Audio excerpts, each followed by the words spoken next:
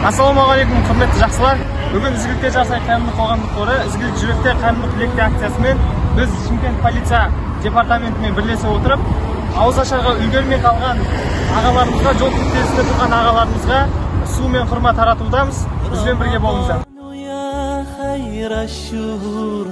فيك المحبة بلا شرور فيك السنة فيك الضياء رمضان يا خير الشهور رمضان يا رمضان رمضان يا رمضان رمضان يا رمضان رمضان يا رمضان الله يا